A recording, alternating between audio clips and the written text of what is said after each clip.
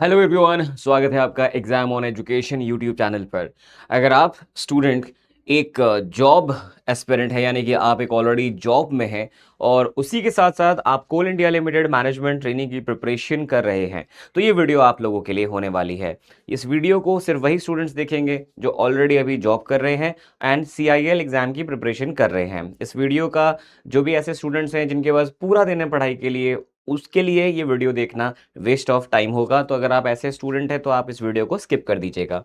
सो बढ़ते हैं आगे हम लोग और समझते हैं यहाँ पर कि किस तरह से, क्योंकि मेरे पास मल्टीपल स्टूडेंट्स का फ़ोन जो है आया, जो मैं आप लोगों को अपना कॉन्टैक्ट नंबर दे के रखता हूँ। उसका यही बेनिफिट है कि आप मुझसे कभी भी जो है कॉल करके बात कर पाते हैं। तो मेरे पास काफ़ी स्टूडेंट्स हैं जिनका फ़ोन आया। कुछ ऐसे स्टूडेंट्स हैं जो ऑफिस जॉब में हैं, कुछ ऐसे स्टूडेंट्स हैं जो लोग साइट पर काम करते हैं, राइट? तो उन सभी स्टूडेंट्स को बहुत ज़्यादा इशू क्रिएट हो रहा है, बहुत ज़्यादा प्रॉब्लम क्रिएट हो रही है रिलेटेड टू व्हाट, आपके एग्ज़ाम की प्रिपरेशन कैसे करनी है। बिकॉज़ जब भी हम बात करते हैं एक ऐसे एस्पिरेंट की जो जॉब करते हैं, अगर मैं उनको कंपेयर करूँ एक ऐसे स्टूडेंट से जिनके पास पूरा दिन होता है पढ़ने के लिए, जो अभी कॉलेज से पास आउट हो चुके होते हैं या फिर जस्ट अभी-अभी हुए हैं, तो अगर हम इन दोनों के बीच का कंपैरिज़न देखें, तो जो फुल टाइम एस्पिरेंट है, उनके पास मिनिमम पढ़ाई के लिए 8 से 10 घंटे पर डे अवेलेबल होता ही होता है। साथ ही साथ वो ऐसे स्टूडेंट्स होते हैं जो मल्टीपल रिवीजन करना भी अफ़ोर्ड कर पाते हैं, और साथ ही साथ उनका जो शेड्यूल होता है वो फ्लेक्सिबल होता है। वो जब चाहे अपने शेड्यूल को फ्लेक्सिबल कर सकते हैं। किसी दिन मन किया कि आज हम लोग दिन में उतना नहीं पढ़ पाए हैं, तो चलिए पूरा रात थोड़ा-सा एक्स्ट्रा पढ़ लेते हैं, क्योंकि हम कल थोड़ा एक्स्ट्रा सो लेंगे। या फिर हम सुबह जल्दी ना उठ करके 9 बजे ना उठ करके हम 12 बजे उठना पसंद करेंगे, लेकिन हम पढ़ लेते हैं 3 बजे तक रात को, क्योंकि मन कर रहा है आज पढ़ने का। तो ये सुविधा या ये वाला जो प्रिविलेज है, ये ऐसे स्टूडेंट के पास होता है जिनके पास पूरा दिन है पढ़ाई के लिए और जिन्हें जॉब पर नहीं जाना। कंपेयर कर दूँ अगर मैं ऐसे स्टूडेंट्स को जो लोग ऑफ़िस जाते हैं, उनके पास मात्र 3 से 4 घंटे ही होंगे पर डे पढ़ने के लिए, और आप सिर्फ टारगेटेड रिवीजन ही कर पाएँगे, आप हर चीज़ को मल्टीपल टाइम रिवीजन नहीं कर पाएँगे।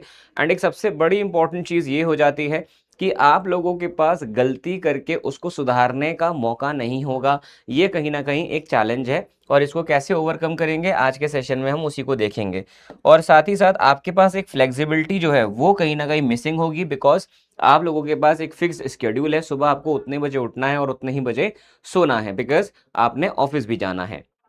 अब मैं इस वीडियो को आगे बढ़ाऊँ उससे पहले आप सबको एक चीज़ को जानना है कि मैं चाहे कितने भी वीडियो बना बना दूँ, या मेरे जैसे और कोई भी बहुत सारे वीडियोज़ बना दे, चाहे सर वीडियो बना दें, शिवम सर बना दें, चाहे गौरव सर बना दें, अंजना मैम बना दें, इसका कोई भी फ़ायदा नहीं होगा जब तक आप अपना माइंडसेट चेंज नहीं करेंगे। माइंडसेट सर इसमें क्या रखना है? देखो, जब तक हम ये सोचते रहेंगे कि हम लोगों को हमारे जॉब के बीच में टाइम निकालना है पढ़ने के लिए, तब तक आपको चैलेंजिंग ही लगेगी पूरी की पूरी सिचुएशन। जब आप अपना माइंडसेट चेंज करेंगे, एंड उस माइंडसेट को आपको ऐसे रखना है, क्योंकि जब मैं अपने टाइम पे मैं आपको बता देता हूँ, जब मैं जॉब कर रहा था और मैं गेट की प्रिपरेशन कर रहा था, उस टाइम मैंने भी स्टार्टिंग के 1-2 महीने बहुत ज़्यादा स्ट्रगल किया। मेरा जो पहला मॉक टेस्ट मैंने दिया था उसमें मेरे मात्र 12 नंबर आए थे, जो बहुत ही ज़्यादा मेरे लिए डीमोटिवेटिंग था, जो मुझे ऐसा लग रहा था कि यार छोड़ देते हैं, इसी जॉब में मेहनत कर लेंगे तो अच्छा कर लेंगे। बट मैंने उस टाइम पे क्विट नहीं किया, मेरे साथ बहुत से ऐसे लोग थे जिन्होंने मुझे मोटिवेट किया कि यार नहीं, कर सकते हैं, ऐसा कोई दिक्कत नहीं है। उसके बाद जो मेरा माइंडसेट था वो मैंने थोड़ा-सा चेंज किया, और उस माइंडसेट में मैंने क्या किया कि मैं प्रिपरेशन कर रहा हूँ, वो मेरी प्राइमरी गोल है, और मुझे प्रिपरेशन के बीच में ऑफ़िस का काम करने का टाइम निकालना है। ये वाला माइंडसेट जब मैं लेकर के आया, तब मुझे ऐसा लगा कि मैंने बहुत ज़्यादा इम्प्रूवमेंट करी, और मैं चाहता हूँ हर एक वो एस्पिरेंट जो ऑफ़िस जाते हैं और CIL की तैयारी कर रहे हैं, आपको भी इस माइंडसेट को सबसे पहले अपनाना पड़ेगा कि आपके लिए CIL एक बहुत ही इम्पोर्टेंट एग्ज़ाम है, और आप उसकी प्रिपरेशन कर रहे हैं, और उस प्रिपरेशन के बीच में आपको ऑफ़िस का टाइम निकालना है, यानी कि ऑफ़िस के काम करने का टाइम निकालना है। चाहे ऑफ़िस के आवर्स के दौरान की बात करूँ, चाहे मैं आप घर आ जाए उस टाइम की बात करूँ। तो हम एक-एक करके समझ लेते हैं कि क्या पॉसिबल स्ट्रैटेजी हो सकती है आपके लिए अगर आप ऑफ़िस जाते हैं। यहाँ पर देखिए मैं मान के चलता हूँ कि आप लोग 9 से 6 जो है वो ऑफिस में ही रहते हैं और आपके पास जो टाइम बचता है वो सुबह आपके पास 1.5 घंटे का टाइम है और शाम को आपके पास 2 घंटे का टाइम है। पर डे 3.5 घंटे मंडे टू फ्राइडे आपके पास होगा। या मान लेता हूँ आप 6 डेज वर्किंग वाले हैं तो मंडे टू सैटरडे आपके पास 3.5 घंटे रहेंगे। आप लोगों को मैं सजेस्ट करूंगा कि आप मॉर्निंग जो है अपनी स्टार्ट करिए टेक्निकल सब्जेक्ट्स के साथ, थ्योरी के साथ। नई चीज़ पढ़िए, थोड़ा सा फ्रेश माइंड होगा, आपको भी अच्छा लगेगा कि भाई आप कोई नई चीज़ पढ़ोगे तो आपको लगेगा कि आपने अपनी जो प्रिपरेशन है उसमें एडिशन किया है, कुछ ना कुछ नया टॉपिक ऐड किया है। और शाम को आने के बाद आपको अपना पूरा का पूरा जो टाइम है वो डेडिकेट करना है एमसीक्यू प्रैक्टिस में और साथ ही साथ रिवीजन में। रिवीजन करने का सबसे बेस्ट तरीका है क्वेश्चन सॉल्व करना। जब आप क्वेश्चन सॉल्व करते हैं ऑटोमेटिकली आपका जो रिवीजन है वो होता चला जाता है, ये बात आपको पता होनी चाहिए। तो और लेकिन अगर हम यहाँ बात करें वीकेंड्स की, तो आप वीकेंड्स पे जो आपको टाइम निकालना पड़ेगा वो 6 से 8 घंटा है। आप कुछ टाइम के लिए भूल जाइए कि आपको जो है दिन में सोना है या दिन में आपने एंजॉय करना है, या ज़्यादा शौकीन हो अगर आप तो दिन में आपको जो है बाकी जो पार्टी वार्टी वाले काम है वो आपको अवॉइड करने हैं। रात को कर लो, थोड़ा सा टाइम निकालो, कोई दिक्कत नहीं है। पार्टी भी बहुत इंपॉर्टेंट है लाइफ में, पार्टी भी करनी चाहिए। तो सैटरडे को मैं मान लेता हूँ कि आप लोग 3 घंटा दोगे अपने टेक्निकल रिवीजन को, 2 घंटा आपको देना ही देना पड़ेगा आपके पेपर वन को। पेपर वन यहाँ पे मैं किसको बोल रहा हूँ, पेपर वन मैं इसमें बोल रहा हूँ आपका जो भी नॉन टेक्निकल पार्ट है उसको। और 1 घंटा स्पेसिफिक आपको निकालना पड़ेगा जिसमें आप फॉर्मूला रिवाइज करते हो, क्योंकि इसको ज़्यादा आपको टाइम देने की नीड नहीं है। थोड़ा बहुत जो ज़्यादा टाइम देना भी है वो इसलिए देना है कि कहीं इन पर्टिकुलर फॉर्मूला से कोई थ्योरेटिकल क्वेश्चन ना बना के पूछ लिया जाए। बिकॉज सीआईएल में 75 to 80% थ्योरेटिकल क्वेश्चन ही देखे गए हैं पिछले सालों का, अगर ट्रेंड हम फॉलो करें 2 साल का, 17 और 20 का। संडे को आप लोगों को फुल लेंथ टेस्ट देना ही देना पड़ेगा और उसको आपको ध्यान से एनालिसिस करना है। और उसके बाद आप जब एनालिसिस करोगे टेस्ट सीरीज का, आपको ये चीज़ समझ आएगा कि कौन कौन से टॉपिक ऐसे हैं जो आपके लिए वीक हैं या जो आपके लिए चैलेंजिंग है। उन टॉपिक को आपको रिवाइज करना पड़ेगा और उन्हीं की आपको दोबारा से प्रैक्टिस करनी पड़ेगी।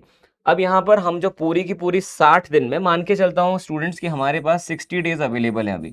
अगर आप हम लोग ये मान के चलें कि 60 डेज अवेलेबल है तो उस हिसाब से हम कैसे तैयारी कर सकते हैं उसको समझते हैं। तो 60 डेज में से आपके जो पहले 20 दिन होने चाहिए, आशा करता हूँ इस वीडियो को देखने के साथ ही आप तैयारी स्टार्ट कर पाएंगे। तो पहला फेज जो फेज वन मैंने यहाँ पर लिखा है उसके अंदर हम लोगों को अपने हाईएस्ट वेटेज वाले सब्जेक्ट्स को कवर करना है। सिविल इंजीनियरिंग की अगर मैं बात करूँ तो हाईएस्ट वेटेज सब्जेक्ट जो हमारे लिए सीआईएल के अंदर देखे गए हैं वो है हमारा एक तो सब्जेक्ट जिसको हम बोल देते हैं ट्रांसपोर्टेशन। इसके अलावा हमारे पास जो हाई वेटेज में आता है दैट इज़ एनवायरमेंटल इंजीनियरिंग। इसके बाद जो हमारे हाईएस्ट वेटेज में आता है उसके अंदर 2-3 इंक्लूडेड है, जैसे कि स्टील हो गया, आरसीसी हो गया, और साथ ही साथ इसमें आप बिल्डिंग मटेरियल को भी जोड़ सकते हैं। तो ये आपके हाईएस्ट वेटेज बन जाते हैं अगर मैं इनको जोड़ लूँ। मोटा-माटी आप बोल सकते हो इनका जो परसेंटेज है वो 60% है बाकी सभी के कंपैरिज़न में। बाकी सारे सब्जेक्ट 40% और ये 60% वेटेज कवर करते हैं सीआईएल के एग्ज़ाम में। पहले 20 दिन में हमें इन सब्जेक्ट्स को कंप्लीट करना ही करना पड़ेगा। फेज़ 2 के अंदर हम लोग क्या करेंगे, हम बढ़ेंगे हमारे दूसरे जो बचे हुए सब्जेक्ट्स हैं, पढ़ के सारे सब्जेक्ट्स जाने हैं। मैं आपको बता दूँ, अगर आपका ये प्लान हो कि आप सिर्फ़ इम्पोर्टेंट सब्जेक्ट या हाई वेटेज सब्जेक्ट पढ़ के एग्ज़ाम निकाल पाएँगे, तो ये आपकी थोड़ी-सी गलतफ़हमी हो जाएगी। बिकॉज़ एग्ज़ाम में ना तो नेगेटिव मार्किंग है, ना तो इंटरव्यू है और ना ही किसी तरह का जीटी वगैरह होने वाला है। तो यहाँ पे एग्ज़ाम में आपको डेफ़िनेटली हाईएस्ट कॉम्पिटिशन लेवल देखने को मिल सकता है। और इसके बाद यहाँ पर हम लोग अपना पेपर 1 भी स्टार्ट करेंगे। पेपर 1 को अभी आप छोड़ सकते हो फॉर द इनिशियल 20 डेज़, लेकिन उसके बाद आपको इसकी तैयारी को स्टार्ट करना पड़ेगा और पेपर 1 में जितना भी आपका नॉन टेक्निकल पार्ट है उसको आपको करना पड़ेगा और वीकेंड में आपको इसका टेस्ट देना भी स्टार्ट करना है। स्टार्टिंग में आप यहाँ पे 20 दिन जो है आप टेस्ट देने के ऊपर ध्यान ना दे करके ज़्यादातर ध्यान दीजिए कि प्रिपरेशन जो सब्जेक्ट है वो मुझे तैयार करने हैं। नेक्स्ट उसके बाद जो आपके पास 41 से 50 यानी कि ये जो 10 दिन बचेंगे, इनके अंदर आपको कोई भी नया टॉपिक नहीं पकड़ना है। तो अभी तक आपने क्या किया, अभी तक आपने 40 दिन अपने यूटिलाइज़ कर लिए हैं जिनमें आपने सब कुछ पढ़ा है। अब बचे हुए टाइम में आपको कोई भी नया टॉपिक नहीं पकड़ना है, प्योर रिवीजन करना है आपको। अपने नोट्स का फॉर्मूला अगर बनाया है वो प्रीवियस ईयर देखना है और सबसे इंपॉर्टेंट है अपने वीक एरियाज पे फोकस करना है। बहुत बार हम लोग ये चीज़ गलत कर देते हैं। मैं आपको बताता हूँ कि हम लोग नोट्स जो बनाते हैं शॉर्ट नोट्स, उसमें हम लोग बहुत कंफ्यूज रहते हैं कि यार शॉर्ट नोट्स जो होते हैं वो हम किस तरह से बनाएं। तो शॉर्ट नोट्स बनाने का जो वन ऑफ द बेस्ट तरीका है वो मैं आपको बता देता हूँ। शॉर्ट नोट्स कभी भी आप अपने बड़े जो मेन नोट्स हैं उनको छोटा करके लिख करके या उसमें से सिर्फ फॉर्मूला फॉर्मूला लिख करके या इंपॉर्टेंट चीज़ें लिख करके अगर बनाते हैं तो यहाँ पर आप गलती कर रहे हो। शॉर्ट नोट्स बनाने का सबसे बेस्ट तरीका होता है कि आपके जो क्वेश्चन सॉल्व आप कर रहे हो पूरी तैयारी के दौरान, चाहे वो प्रीवियस ईयर हो, चाहे वो वर्कबुक के नए सवाल हो, चाहे वो किसी और एग्जाम के क्वेश्चंस हो जो आप प्रैक्टिस कर रहे हो, या फिर आपके टेस्ट सीरीज में आने वाले सवाल हैं, उन सवालों से आप जो भी नई चीज़ सीखते हो आपको वो शॉर्ट नोट्स में लिखना है। या फिर आपने कोई भी नई चीज़ ना सीखी हो या जो भी सीखा वो लिखने के अलावा आपने कोई भी चीज़ ऐसी है जो बार बार आप गलत कर रहे हो, कोई डेटा है जो बार बार आप गलत करते हो, उन सारे डेटा को, उन सारे कॉन्सेप्ट्स को आपको शॉर्ट नोट्स में लिखना है। वो शॉर्ट नोट्स एक ऐसी किताब बन जाएगी जिसमें सिर्फ वो चीज़ें हैं जो आपका दिमाग याद नहीं रख पाता है। तो इसीलिए शॉर्ट नोट्स के अंदर सिर्फ यही सब रखना है। बाकी आपको फॉर्मूला, मेन पॉइंट्स या इंपॉर्टेंट जो भी चीज़ें हैं वो आप अपना हाइलाइटर यूज़ करके भी अपने मेन नोट्स में कर सकते हो। तो इसीलिए आपके सारे जो कंटेंट है, मटेरियल जो आपके पास है, उसके अंदर यूनिक मटेरियल होना चाहिए। यानी कि मेरे पास जो प्रीवियस ईयर की किताब है उसमें प्रीवियस ईयर अगर है तो मेरे वर्कबुक में प्रीवियस ईयर नहीं होने चाहिए, उसमें नए सवाल होने चाहिए। उसके बाद मेरे जो मेन नोट्स हैं उनके अंदर सारा कंटेंट है, तो मेरे शॉर्ट नोट्स में सेम मेन नोट्स वाला कंटेंट ना होकर के वो होना चाहिए जो मेरे मेन नोट्स में मौजूद नहीं है। तो मेरे पास जितना मटेरियल है वो सारा यूनिक होना चाहिए। ये बात आपको अगर समझ आ गई है तो आप अपना मटेरियल बहुत अच्छा प्रिपेयर कर सकते हैं एग्जाम की तैयारी के दौरान। इसके बाद आ जाता है हमारा लास्ट फेज। लास्ट फेज में हम लोग ज़्यादातर फोकस रखेंगे हमारे फुल लेंथ मॉक पर, और जो हमारी एरर नोटबुक एनालिसिस बनी है या जिसको मैंने अभी अभी आपको शॉर्ट नोट्स के नाम से समझाया है वो आप लोगों को अपने पास रखना है और उसका आपको जम करके रिवीजन करना है। इसके बाद अगर हम बात करते हैं अगली चीज़ पर कि सर हमारा पेपर वन का थोड़ा सा बता दो, तो पेपर वन का आपको मैं बताऊं, जनरल अवेयरनेस जो आप लोगों को पढ़ना है उसमें आप लोगों को लास्ट 6 मंथ का ही सब कुछ देखना है। मंथली पीडीएफ और वन शॉट वीडियोस को ज़्यादातर आप फोकस करिए। इसके अलावा आप अवॉइड करिए न्यूज़पेपर को पढ़ के वहां से जानकारी निकालने की, क्योंकि इतना टाइम नहीं है आपके पास। सिविल सर्विसेज के स्टूडेंट जो प्रिपरेशन करते हैं उनके लिए ये सब सही रहता है कि वो न्यूज़पेपर पढ़ें, एडिटोरियल्स पढ़ें, बिकॉज उनको सिर्फ वहाँ से इंफॉर्मेशन नहीं चाहिए, उनको वहाँ से ये भी देखना है कि कोई चीज़ लिखी कैसे जाती है, क्योंकि उनके यहाँ मेंस एग्जाम होता है। उनके यहाँ ये आर्ट है कि किस तरह से किसी आंसर को लिखा जाए। तो उनके लिए ये चीज़ सही है। आपके लिए न्यूज़पेपर पढ़ने का कोई भी रेलेवेंस नहीं रखता है, वो भी स्पेशली तब जब आपके पास कम टाइम मौजूद होगा। रीजनिंग आपको करना है, आपको 20 से 25 क्वेश्चन डेली इसके लगाने ही लगाने हैं। आपके जो हाईएस्ट जो फ़ायदा जो दे सकते हैं, जो सब्जेक्ट्स ऐसे हैं, जो टॉपिक ऐसे हैं, वो हैं आपके एक तो कोडिंग और डिकोडिंग, साथ ही साथ ब्लड रिलेशन वाले सवाल, सिलोजिज्म, डायरेक्शंस, एनालॉजी सीरीज, ये सारी चीज़ों पे आपको ज़्यादा फोकस करना है। एप्टीट्यूड की मैं बात करूँ तो आपको जो बहुत सारे ऐसे कॉन्सेप्ट्स हैं जो बिल्कुल फिंगर टिप्स पे होने चाहिए, उनमें आ जाता है आपका percentages, ratio, profit and loss, SI CI, TSD, time work, data interpretation, ये सारी चीज़ों को आपको फिंगर टिप्स पे रखना है। और इंग्लिश की बात करें तो वोकैबुलरी की प्रैक्टिस कीजिए, एरर डिटेक्शन वाले क्वेश्चन करिए, फिलिंग द ब्लैंक और कॉम्प्रिहेंशन जैसी चीज़ों में आपकी पकड़ मजबूत आपको करनी है आने वाले दिनों में। ठीक है सर? तो इस तरह से हम लोग अपना पूरा का पूरा, आप बोल सकते हैं, तैयारी को आगे लेके जाएंगे। अब जब हम टेस्ट देंगे तो आपको मैं ऑलरेडी बता दूं कि बहुत बार ऐसा होगा कि आपके मार्क्स अच्छे नहीं आएंगे। अब उसके बाद आपको परेशान नहीं, खुश होना है। क्यों खुश होना है? क्योंकि टेस्ट का मतलब क्या है समझिए। सबसे पहले जब आप एक फुल लेंथ मॉक टेस्ट देते हैं तो उसमें आप लोगों को एग्जाम दे करके, टेस्ट देने के बाद अगर अच्छे नंबर आए तो खुश नहीं होना, और अगर बुरे नंबर आए तो दुखी नहीं होना। क्यों? बिकॉज अगर आपने टेस्ट दिया है और उसको एनालाइज नहीं किया है तो वो टेस्ट आपके लिए यूजलेस है। आपको सबसे पहले टेस्ट अटेम्प्ट करने के बाद उसको डायग्नोस करना है, आपको समझना है कि आपने कितनी कॉन्सेप्चुअल मिस्टेक्स करी, आपने कैलकुलेशन मिस्टेक्स कितनी करी, आपने गैसिंग कितना किया, ठीक है, और आपको रिकॉल कितने चीज़ें थी जो नहीं हो पाई। उसके बाद आपको ये सारी चीज़ों को डॉक्यूमेंट करना है, लिखना है।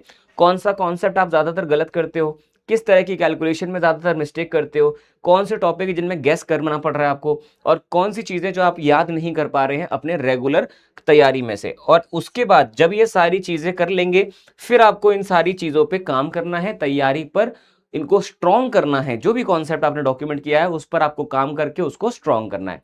ये वो सारी चीज़ें हैं जो आप लोगों को करनी ही करनी पड़ेंगी दौरान आपके किसकी तैयारी के। लास्ट 10 डेज वाली जो चीज़ थी उसमें मैं आपको एक सबसे इंपॉर्टेंट चीज़ समझा देता हूँ कि भाई आप लोगों को यहाँ पर लास्ट के दिनों में मल्टीपल टीचर्स को फॉलो नहीं करना है। जब आपके लास्ट 10 डेज होंगे ना, टीचर्स और रिसोर्सेज को फॉलो मत करना आप मल्टीपल। जिसको आपने शुरू से फॉलो किया है, अगर आप मुझे देखते हो तो आप मुझे ही देखना लास्ट के 10 दिन में भी। अगर आप शिवम सर को देखते हो किसी उनके सब्जेक्ट्स के लिए तो आप उन्हीं को देखना। गौरव सर को देखते हो उनके सब्जेक्ट्स के लिए तो आप उन्हीं को देखना। ऐसा मत करना कि आप शिवम सर से फ्लूइड मैकेनिक्स पढ़ते हो और फिर लास्ट के 10 दिन में मुझे फ्लूइड मैकेनिक्स के लिए मुझे भी फॉलो कर रहे हो या मेरे भी रिसोर्सेज को यूटिलाइज कर रहे हो, बिकॉज आप वहां पे कंफ्यूज हो सकते हो। हम तीनों ही बल्कि फ्लूइड मैकेनिक्स पढ़ाते हैं, सोम पढ़ाते हैं, लेकिन प्रॉब्लम क्या हो सकती है कि हमारे फॉर्मेट अलग है पढ़ाने का, हमारा स्टाइल अलग है, हमारा तरीका अलग है, कॉन्सेप्ट हम सब सेम पढ़ाएंगे, पर आपके पास जो दिमाग में ऑलरेडी चीज बैठी हुई है उसी मेमोरी के साथ आपको कॉन्सेप्ट को लेके जाना है एग्जाम में। तो मल्टीपल टीचर्स एंड सोर्सेज से बचना है आपको। और कोई भी नए नोट्स मत बनाना, कोई भी नई जानकारी अपने दिमाग में मत लाना, कोई भी रिवीजन को आप पोस्टपोन मत करना और इग्नोर करना मॉक टेस्ट को, कि भाई मॉक टेस्ट को आप इग्नोर मत करना ये सोच के कि यार नंबर कम आ रहे हैं, ठीक है। तो ये वो सारी चीजें हैं जो आपको ध्यान में रखनी है। इसके अलावा अब मैं आपको बता दूं कि ये मेरा टेलीग्राम ग्रुप है। कोई भी स्टूडेंट ऐसा है जिसको अभी भी डाउट हो, प्रॉब्लम हो, समझने में कोई भी समस्या आ रही है, तो मैं आपको अपना नंबर देके जा रहा हूँ। आप मुझे इस नंबर पे कॉल कीजिए और आपकी जो भी समस्या है उस समस्या को हम लोग मिल करके डिस्कस करते हैं इस फोन पर। ये फोन मेरे पास ही रहता है, अगर मैं क्लास में हुआ तो इसको कोई और उठाएगा। तो आप कोई भी उठाए, कोई दिक्कत नहीं है, या तो मैं उठाऊंगा, या तो शिवम सर उठाएंगे, या तो गौरव सर उठाएंगे। तो आप इस नंबर पे कॉल करके आपकी जो भी समस्या है, जो भी आपको हो सकता है समस्या ना भी हो सकता है आप सिर्फ कोई सजेशन चाहते हो, तो आप इस पे कॉल करके हम लोगों से डायरेक्टली बात भी कर पाएंगे। ठीक है बेटा। बाकी वो स्टूडेंट्स जिनको अपने ऑफिस के साथ साथ कंटेंट ढूंढने में टाइम वेस्ट नहीं करना है, जिनको सिर्फ बना बनाया कंटेंट चाहिए और वो पढ़ खुद सकते हैं अच्छे से, वीडियोस लेक्चर को वो रिकॉर्डेड फॉर्म में भी देख सकते हैं जब लाइव ना आ पाए, या सैटरडे को लाइव आकर के भी देख सकते हैं, उन सभी स्टूडेंट्स के लिए कार्बन बैच जो है वो स्टार्ट हो चुका है। Carbon batch exam on education का एक फ्लैगशिप बैच, एक सबसे फेमस बैच, सबसे ज्यादा जो स्टूडेंट्स एनरोल करते हैं इसमें वो वाला बैच है। कोल इंडिया लिमिटेड की तैयारी के लिए ही है स्पेशली, इसमें और किसी एग्जाम की बात नहीं होती, सिर्फ सीआईएल की होती है। और इस सबसे अच्छी बात यह है कार्बन बैच के अंदर पेपर 1 एंड पेपर 2 दोनों ही कवर किए जाते हैं। मैं इसमें वैसे तो अगर आप देखो लाइव आना भी चाहते हो तो मैं आपको बता दूं, मैं जो लाइव क्लास इसमें लेता हूं एक तो 12 बजे लेता हूं अपनी थ्योरी क्लास, और जो क्वेश्चन प्रैक्टिस वाली क्लास लेता हूं वो 3 बजे लेता हूं। मेरी हर लाइव क्लास के बाद आपको 20 क्वेश्चंस की एक प्रैक्टिस मिलती है शीट, और आपको मेरे प्रैक्टिस सेशन के बाद आपको 50 क्वेश्चन की शीट मिलती है। ठीक है, आपको हर दिन मतलब 70 क्वेश्चन तो नए मिलते हैं, बाकी जो मैं क्लास में कॉन्सेप्ट करवा रहा हूँ वो अलग। इसी कार्बन बैच में आपको टेस्ट सीरीज भी मिलती है, इसी कार्बन बैच में आपको कंप्लीट स्टडी नोट्स मिलते हैं। आपको नोट्स बनाने की कोई नीड नहीं है, आप कार्बन बैच से नोट्स डाउनलोड करो, अपने ऑफिस के प्रिंटर से प्रिंट निकलवा करके अपने पास इकट्ठा करो और उसी में ही अपने नोट्स बनाओ। और वो नोट्स इतने डिटेल्ड हैं कि वो आपको डिटेल्ड के साथ साथ इतने कंप्रिहेंसिव तरीके से बनाए हैं कि आपको कोई भी जरूरत नहीं पड़ेगी उसमें कोई भी चेंजेस करने की। साथ में मैं आपको 1000 क्वेश्चन अलग से भी दूंगा जिनमें आप अपने आप से प्रैक्टिस कर पाओगे। क्लास के नोट्स जो मैं क्लास में पढ़ाऊंगा वो भी आपके पास रहेगा, और पर्सनल मेंटोरशिप के लिए तो मैंने आपको ऑलरेडी नंबर दे दिया, आप मेरे से बात कर सकते हो, हम लोग गूगल मीट के थ्रू भी कनेक्ट हो सकते हैं। तो आप ये बैच को जरूर से एनरोल कर सकते हैं। बैच जो स्टार्ट हो चुका है, मात्र अभी इसमें 4 क्लासेस ही हुई हैं, तो आप चाहो तो उसको ज्वाइन कर सकते हो नया सब्जेक्ट स्टार्ट हो उससे पहले पहले, क्योंकि environmental engineering highest weighted subject था, सबसे पहले मैंने वही सब्जेक्ट कंप्लीट करवाया है स्टूडेंट्स के लिए। तो वो सब्जेक्ट जो है अभी खत्म होने जा रहा है अगले 2 दिन के अंदर अंदर। तो अगर आप लोग इंटरेस्टेड है नए सब्जेक्ट के साथ आप लोग स्टार्ट कर सकते हैं अपनी तैयारी, और फिर वो सब्जेक्ट तो आप रिकॉर्डिंग में देख भी सकते हैं। तो ये सारी चीजें मिलेंगी कहां पर, तो कार्बन बैच में जो स्टूडेंट्स इंटरेस्टेड होंगे वो सब लोग एग्जाम ऑन एजुकेशन की जो एप्लीकेशन है वो डाउनलोड आप करिए। और मैं आपको बता दूं सिर्फ आपको यहाँ पर कार्बन बैच चाहिए तभी ऐप इंस्टॉल नहीं करना, आपको इंस्टॉल कर सकते हो ऐप को तब भी अगर आप अपनी तैयारी फुल पावर से आगे बढ़ाना चाहते हो, not just for CIL, for any examination, ठीक है, जिसमें आपका टेक्निकल आता हो। तो एग्जाम ऑन एजुकेशन को आप लोग इंस्टॉल करें, एग्ज़ाम ऑन एजुकेशन को इंस्टॉल करके उसमें जो मौजूद फ्री कंटेंट है वो भी देखें, और अगर आप बैच में एनरोल करना चाहते हैं तो आप बैच में एनरोल भी कर सकते हैं। So thank you so much. आशा करता हूँ कि मैं आपको कुछ ना कुछ हेल्प ज़रूर कर पाया हूँगा। फिर मिलूँगा मैं आपसे किसी और वीडियो में, तब तक के लिए ध्यान रखिए अपना और अपनी फैमिली का। Bye bye, take care and see you.